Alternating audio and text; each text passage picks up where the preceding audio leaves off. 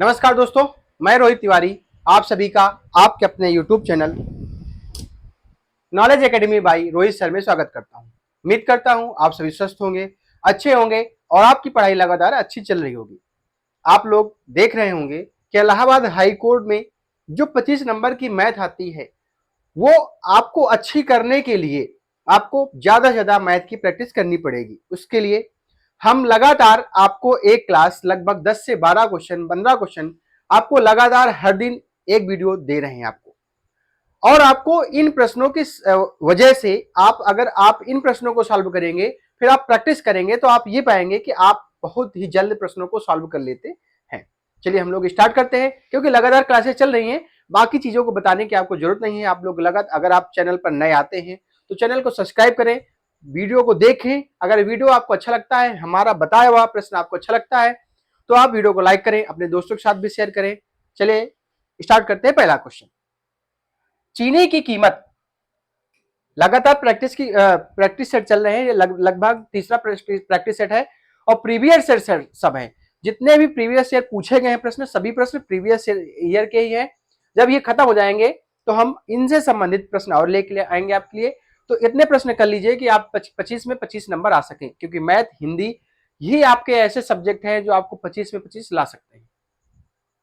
चीनी की कीमत में 20% की वृद्धि हुई। चीनी की कीमत में 20% की वृद्धि हुई तो खपत कितने प्रतिशत कमी की जाए ताकि खर्च समान रहे। मतलब हम चीनी पहले जितने रुपए में खरीद ला रहे थे, मान लीजिए 20 रुपए की चीनी हम 1 किलो खरीद के ला रहे थे, ठीक है, 1 किलो चीनी 20 रुपए की खरीद के ला रहे थे, लेकिन चीनी की कीमत बढ़ गई, अब कीमत 30 रुपया प्रति किलोग्राम हो गई। तो अब हम वो क्वेश्चन यही करा है कि हम खर्च करेंगे 20, लेकिन हम चीनी कम लाएंगे, मतलब हम खपत कम कर देंगे अपनी, हम चीनी का यूज कम कर देंगे कि 20 रुपए की ही चीनी खाएं हम, तो खपत में कितने प्रतिशत की कमी करनी पड़ेगी, यही प्रश्न में पूछा गया है। देखिए समझिएगा, कीमत 20%, हम बात आपको बताते जाते हैं कि 20% बराबर होता है 1/5। अगर कीमत कीमत कीमत 5 से 6 हो गई, ठीक है, 5 से 6 हो गई, मान लीजिए 30 किलोग्राम 30 रुपए प्रति किलोग्राम थी, ठीक है, 30 रुपए प्रति किलोग्राम थी, तो 5 रुपए पहले रेट था। तो यहां पे हम अगर 5 6 का 30, तो हमें कितने मिलती थी, 6 किलोग्राम चीनी मिलती थी, ठीक है। अगर जब रेट बढ़ गया, जब रेट 6 रुपया हो गया, तो हमें मिलने लगी कितनी, 5 किलोग्राम चीनी मिलने लगी। तो खपत में कितना परसेंट कमी, खपत में कितनी कमी करनी पड़ेगी, तो खपत में कितनी कमी एक की कमी करनी पड़ेगी। क्यों, क्योंकि खपत 5 हो गए तो एक कमी हो गई, कितने में से, 6 में से। 1/6 होता 16 सही 2/3%, 16 सही 2/3% खत्म हो सकता, ठीक। मतलब हमें खपत कम करनी पड़ी, जैसे 5 से 6 हो गई, ठीक है, तो हम अगर ये रुपए कीमत बढ़ गई तो हमें खपत एक कम करनी पड़ेगी, कितने में से, 6 में से। 16 सही 2/3, आपका आंसर खत्म। अगला प्रश्न, दो संख्याओं का एलसीएम, दो संख्याओं का एलसीएम उनके एचसीएफ का 44 गुना है। सबसे पहले एक चीज लिख लीजिए आप कि एलसीएम इंटू एचसीएफ बराबर होता है पहली संख्या गुणे दूसरी संख्या। ये आप नोट करके रखिए, क्योंकि इससे प्रश्न आपका एक पूछा ही जाता है किसी भी पेपर में, इलाहाबाद हाईकोर्ट का हो या कोई भी पेपर हो जिसमें मैथ आती है, ये प्रश्न जरूर पूछा जाता है। डायरेक्ट अगर आप इस पर रख के करेंगे तो जल्दी सॉल्व कर लेंगे। चलिए हम लोग इसमें आते हैं। दो संख्याओं का एलसीएम एचसीएफ का 44 गुना है। दो संख्याएं हैं, उनका एलसीएम मतलब पहली संख्या और दूसरी संख्या, ये दो संख्या है, उनका एलसीएम एचसीएफ का 44 गुना है। एचसीएफ का 44 गुना, एलसीएम बराबर एचसीएफ गुणे 44, जो प्रश्न में कहा है वही मान लिया हमने। अब यहां पे कहा है कि एलसीएम प्लस एचसीएफ बराबर है का योग है, रखा है 1125। यहां तक किसी कोई समस्या नहीं होनी चाहिए। अब एलसीएम की जगह हम रख दीजिए एचसीएफ इंटू 44 प्लस एचसीएफ को एचसीएफ रहने दीजिए बराबर 1125। तो 44 एक 45 एचसीएफ बराबर, काट दीजिए इसको, 1125 5 से कट देंगे, 9 आ गया, 5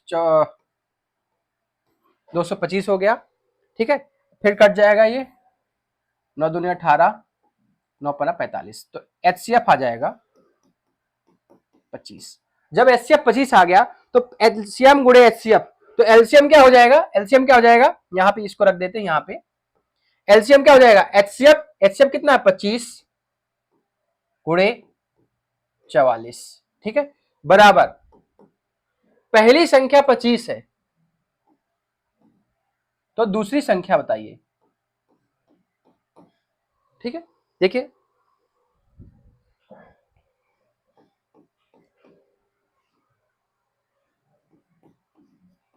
ये तो एलसीएम है, सिर्फ ये सिर्फ एलसीएम है, और एचसीएफ का मान कितना दे रखा है, इंटू 25, बराबर पहली संख्या 25 है तो दूसरी संख्या बतानी है, तो 25 से 25 कट गया, 25 चौको 100, 25 चौको 100 कितना हो जाएगा 1100, खत्म। तो इसमें से दूसरी संख्या कौन सी हो जाएगी 1100। यहां तक किसी कोई समस्या नहीं है। अगला प्रश्न 3 नंबर, बहुत बढ़िया प्रश्न है और बहुत ज्यादा प्रश्न आपके पेपर में पूछा जाता है। देखिए त्रिभुज एबीसी में एडी माध्यिका है, त्रिभुज एबीसी में एडी माध्यिका है। देखिए ये एक त्रिभुज है, ये एक त्रिभुज है, त्रिभुज ए बी सी, जो प्रश्न कहता है वैसे करते चले जाएंगे, आपको आंसर आ जाएगा। कोई भी बहुत ज्यादा कठिन प्रश्न नहीं है, जब आप करने जाएंगे तो कठिन लगेगा, लेकिन जब आप यहाँ पे सॉल्व कर लेंगे फिर आपको ऐसा प्रश्न आ जाएगा तो आपको कठिन नहीं लगेगा।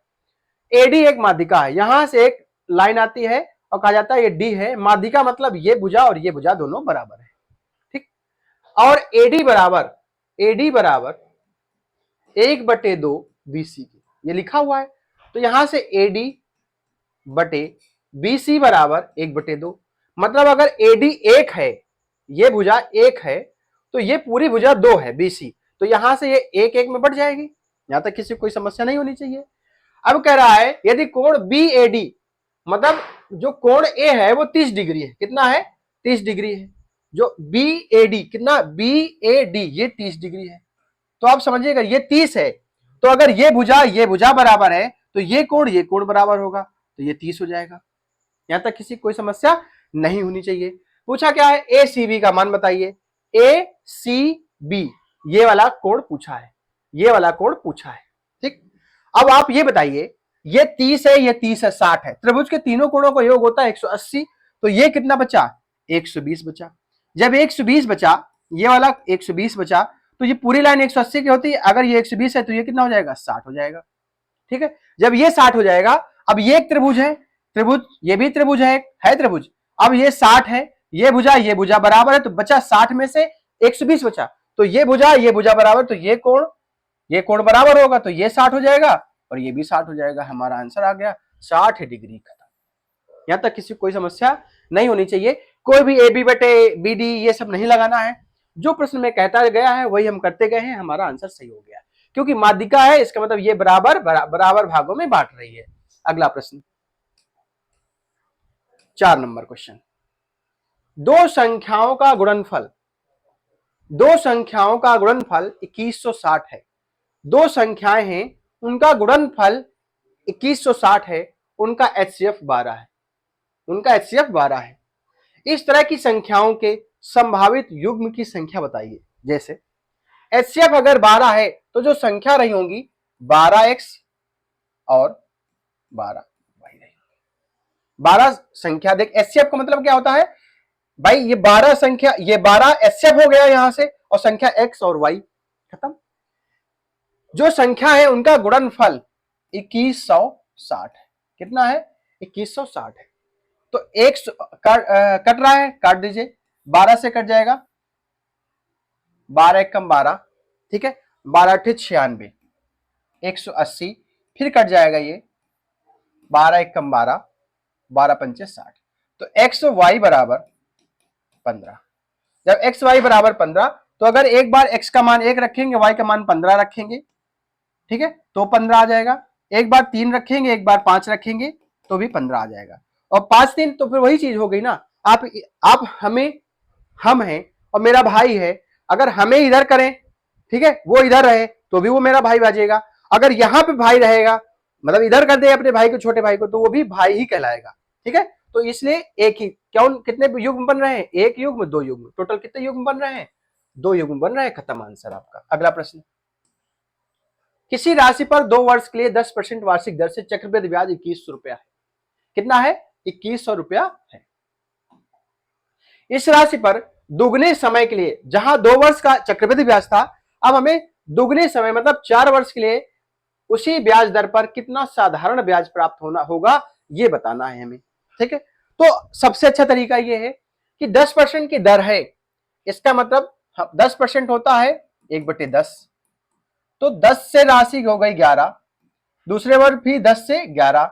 हमने देखा कि राशि 100 से 121 हो गई। ठीक है, 121 हो गई। हमें ब्याज कितना मिला 2 वर्ष में, 21 रुपया मिला। यहां पे कितना मिला था 2100 मिला था। 21 से कट गया, 1 बराबर 100 के आ गया।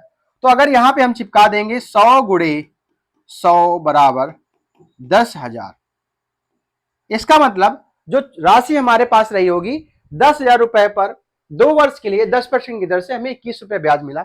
अब हमें साधारण ब्याज बताना है, तो SI बराबर PRT अपान 100।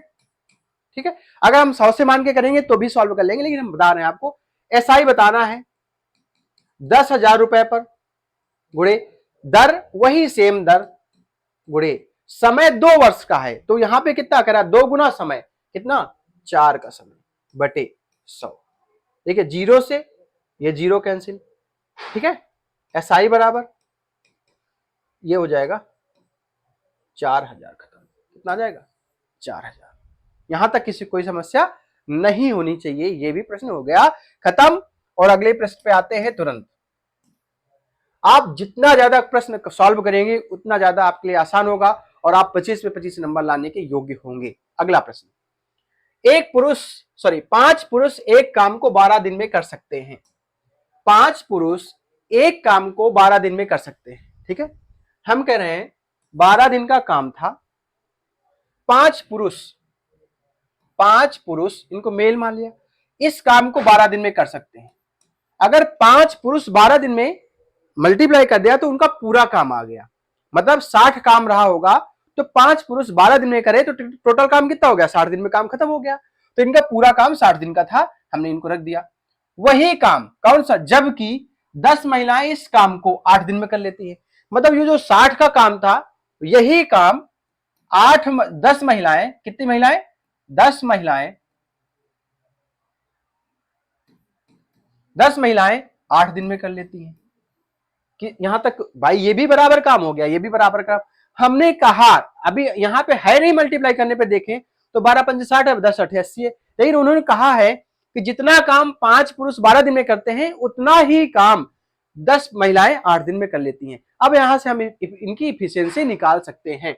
10 महिलाएं 8 दिन में कर सकते हैं, इफिशियंसी निकालेंगे तो देखिए 5 से 2, ठीक है, 4 3 12, 4 दूनी 8, तो यहां से मेल बटे फीमेल बराबर आ जाएगा 4/3। मतलब पुरुष 4 की क्षमता से काम कर रहे होंगे तो महिलाएं 3 की क्षमता से काम कर रही होंगी। अब अगर यहां पे रख देंगे तो दोनों का काम बराबर आ जाएगा। देखिए 5 को 20, अब 12 दूनी 24, 240, और फीमेल 10 या 30, 8 3 24, 240, दोनों का काम बराबर आ गया, इफिशियंसी निकल के आ गई। तो अब कह रहे हैं 3 पुरुष और 4 महिलाएं उस काम को कितने दिन में, कौन सा काम, ये वाला काम, किसी एक में रख दे, चाहे इसमें रख दे चाहे इसमें रख दे, इस वाले काम को 5 पुरुष वाले काम को 4 की इफिशियंसी से, ठीक है, गुणे 12, इस काम को कितने महिलाएं, 3 पुरुष कितने, 4 के काम से प्लस, और 4 महिलाएं 3 की क्षमता से, 4 गुणे 3, कितने दिन में काम खत्म कर लेंगे, तो 12 और 12 24, 5 गुणे 4 गुणे 12 बटे 24, 12 दूनी 24, 2 दूनी 4, कितना आ जाएगा 10 दिन में। कितने दिन में खत्म कर लेंगे, 10 दिन में। यहां तक किसी कोई समस्या नहीं आई होगी और बढ़िया तरीका है। ऐसे अगर सॉल्व करेंगे, एक एक लाइन बाय लाइन सॉल्व करेंगे, तो जब आप खुद से सॉल्व करेंगे, दोबारा दूसरे प्रश्नों को सॉल्व करेंगे, तो आपको ये कठिनाई नहीं आएगी, आप तुरंत ही इफिशियंसी निकालेंगे, ये चीज लिखेंगे नहीं, आप डायरेक्ट आंसर निकाल देंगे, खत्म। अगला प्रश्न, बहुत बढ़िया प्रश्न है और बहुत अच्छा प्रश्न है। अगर आप मेरे तरीके से करेंगे तो आप प्रश्न को जल्दी से सॉल्व कर लेंगे। ए और बी अलग अलग एक काम को 20 दिन में कर सकते थे। मतलब ए एक व्यक्ति था और बी एक व्यक्ति था, वो अलग अलग अगर काम करते हैं तो ए 20 दिन में किसी काम को खत्म करता है और बी जो है वो 30 दिन में काम को खत्म करता है। कोई काम रहा होगा, कोई काम रहा होगा, जो ए है एक बड़ा सा काम रहा होगा, ए उस काम को 20 दिन में खत्म करता है और जो बी है उसी काम को 30 दिन में खत्म करता है। तो अगर हम यहां से इनकी क्षमता निकाल लें, अगर यहां से हम क्षमता निकाल लें, इस प्रश्न को सॉल्व कर सकते हैं। हमने कहा ए किसी काम को 20 दिन में करता है और बी किसी उसी काम को 30 दिन में करता है। तो हम पूरा काम मान लेते हैं, इन दोनों का एलसीएम कितना मान लेते हैं 60।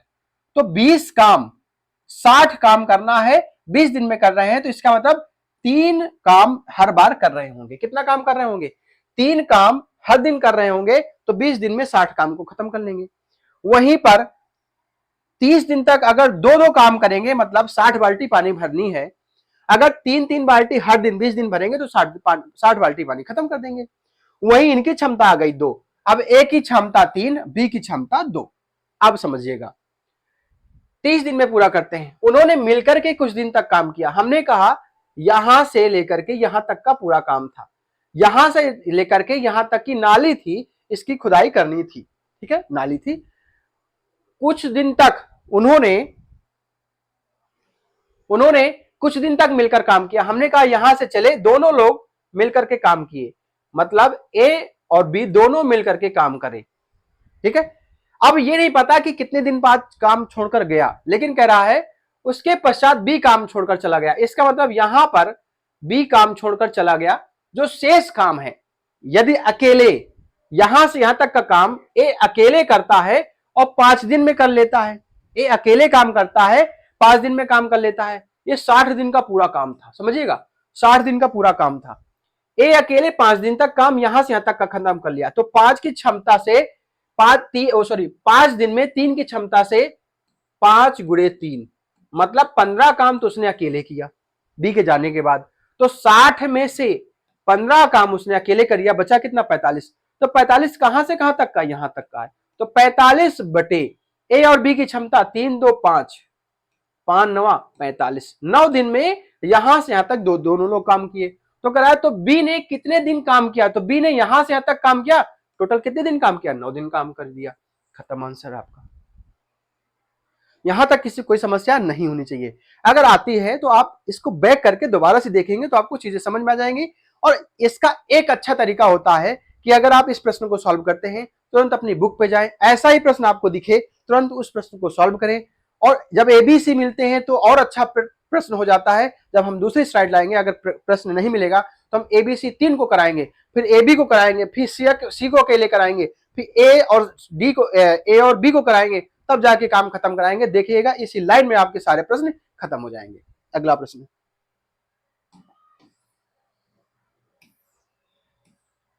80 मीटर और 120 मीटर। सबसे पहली बात तो एक समझ लीजिए बात को, अगर एक ट्रेन इधर से आ रही है और एक ट्रेन इधर से जा रही है, एक ट्रेन इधर से जा रही है, एक ट्रेन इधर को आ रही है, ऐसे जा रही है, तो इन दोनों ट्रेनों की स्पीड जुड़ जाती है। क्यों जुड़ जाती है? देखिए हमको यहां पर पहुंचना है और हम इधर से आ रहे हैं, वो उधर से आ रहा है, तो हम जल्दी पहुंच जाएंगे। लेकिन अगर हमें यहां पहुंचना है और हम भी यहां पे चल रहे हैं, हमारे बगल में भी कोई चल रहा है, ठीक है, तो एक दूसरे के आगे पीछे पहुंचेंगे, तो इसलिए इसकी स्पीड और इसकी स्पीड घट जाती है, ठीक है। ऑटोमेटिक हम लोग एक दूसरे की ओर आएंगे।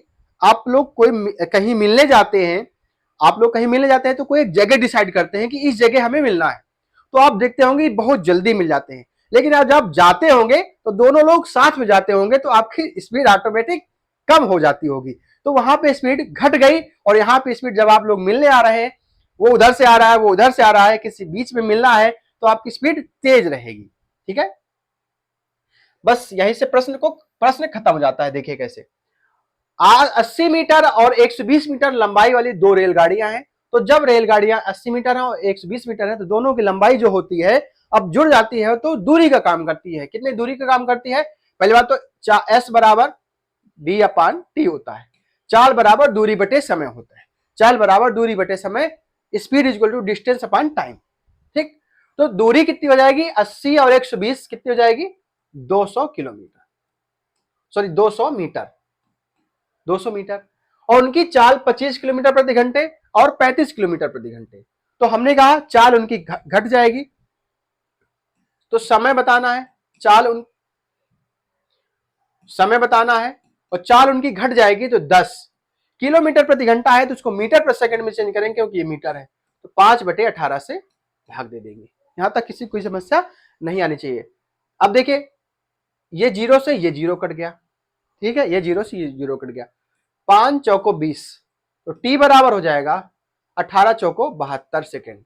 इसका मतलब 72 सेकेंड कितना आ गया, एक दूसरे को पार करने में उनको कितना समय लगेगा 72 सेकेंड का समय लगेगा। यहां तक किसी को कोई समस्या नहीं आनी चाहिए। देखिए ये प्रश्न आप लोग अच्छे से पढ़ रहे होंगे, इनको ज्यादा डिस्क्राइब करने की जरूरत नहीं है। जब हम एक चैप्टर वाइज पढ़ाएंगे तो आपको देखेंगे कि आप अगर हमसे चैप्टर वाइज एक बार मैथ पढ़ लेंगे तो आपको सारे प्रश्न बहुत ही अच्छे लगने लगेंगे और आपको मैथ ही सबसे, जो अब आपकी मैथ अच्छी नहीं होगी, आपको सबसे ज्यादा अगर कोई अच्छी चीज लगने लगेगी तो वो होगी मैथ।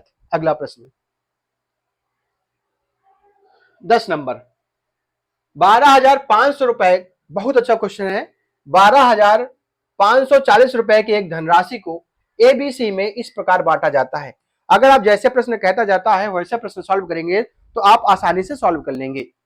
12,500 रुपए की राशि, एक धनराशि एबीसी में इस प्रकार बांटा जाता है, एबीसी में इस प्रकार बांटा जाता है कि ए के भाग और बी तथा सी के भाग में अनुपात, मतलब कह रहा है ए के भाग और बी और सी, बी प्लस सी के भाग का अनुपात 3:7 है। बहुत अच्छे समझिएगा।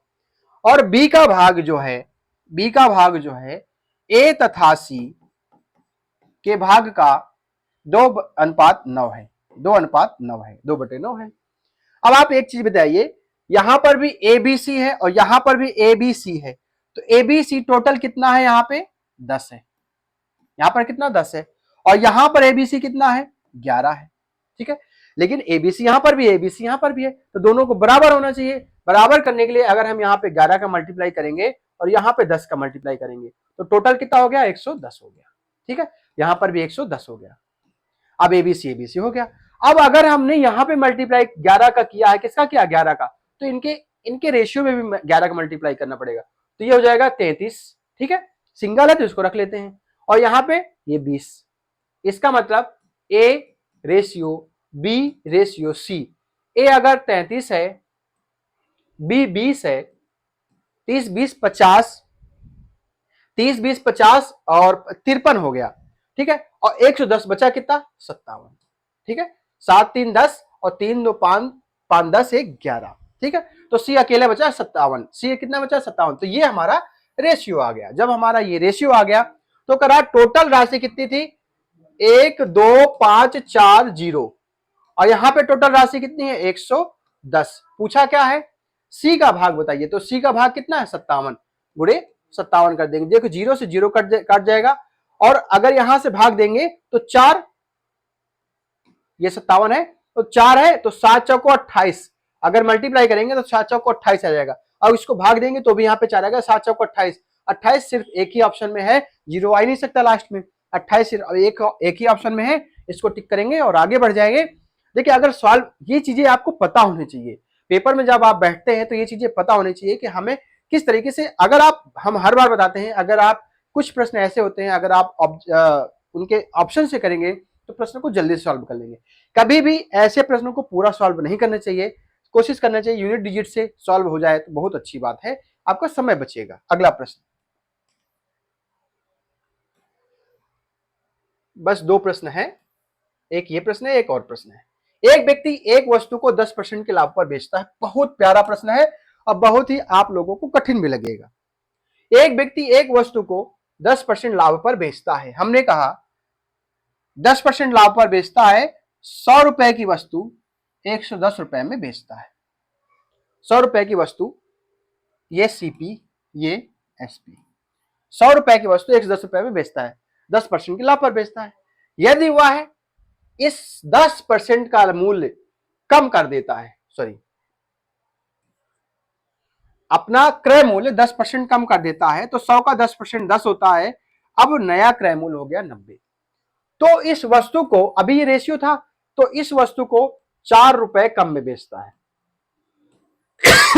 यहां इसको अलग रख लिया। जैसे उसने अपना क्रय मूल्य कम किया और अब उसने क्या किया, 4 रुपए कम में बेचना शुरू कर दिया। अभी तक तो यहां रेशियो था, तो उसको 11 सही 1/9%, 11 सही 1/9% बराबर होता है 1/9, इतने का लाभ होने लगता है। तो इतने का लाभ होता है, तो 90 का 1/9 होता है 10। कितना होता है, 10। तो उसको 10 का लाभ हुआ। कितना हो जाएगा, 100 हो जाएगा।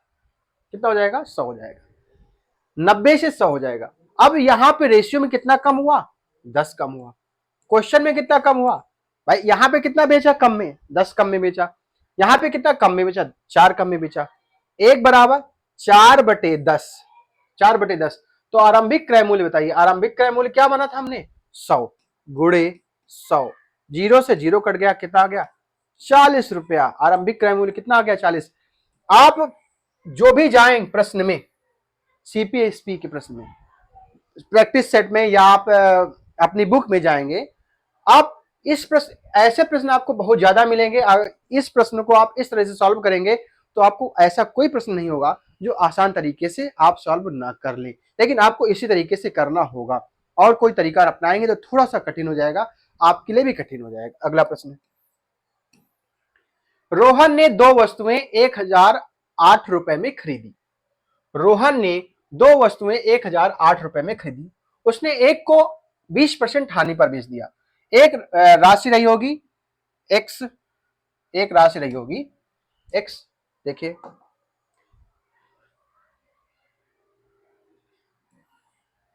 इस राशि को उसने 80% हानि पर बेच दिया, 80% हानि पर बेच दिया। दूसरी वस्तु जो है उसको, जो दूसरी वस्तु है इसमें घटा दिया, उसको 20% हानि पर, सॉरी 44% लाभ पर बेच दिया, 44% लाभ पर बेच दिया। जीरो से जीरो कट जाएगा, कट जाएगा, ये इसका काम खत्म। ये कट जाएगा, ठीक है। 4 पंचे 20, 4 छंग 24। यहां तक किसी कोई समस्या, सॉरी 4 9 या 36, 9 आ जाएगा। यहां से आ जाएगा 5x is equal to 9 8 72 minus 9x। अब इसको सॉल्व कर लेंगे, x का मान आ जाएगा। फिर x का मान आ जाएगा, हमने, उसने कहा ये जो x वाली वैल्यू थी वो हानि की थी, तो लाभ वाली जो लाभ बेचा है इसको, तो 1008 में इसकी वैल्यू घटा देंगे, आपका आंसर निकल के आ जाएगा। लेकिन इस प्रश्न का ऑप्शन सभी को, इस प्रश्न का आंसर सभी को कमेंट बॉक्स में बताना है, ताकि ये तो पता चले कि आपने प्रश्न को सॉल्व किया है या नहीं किया है। सभी को इस प्रश्न का आंसर कमेंट बॉक्स में बताना है कि इनमें से इस प्रश्न का आंसर कौन सा होगा। हाँ, अगर आपको कोई भी प्रश्न समझ में नहीं आता है तो भी आप कमेंट बॉक्स में बता सकते हैं कि ये प्रश्न हमको समझ में नहीं आया, उस पर दोबारा देखिए, नहीं तो फिर दूसरी जो क्लास आएगी उसमें हम आपको बताने की उस प्रश्न को कोशिश करेंगे।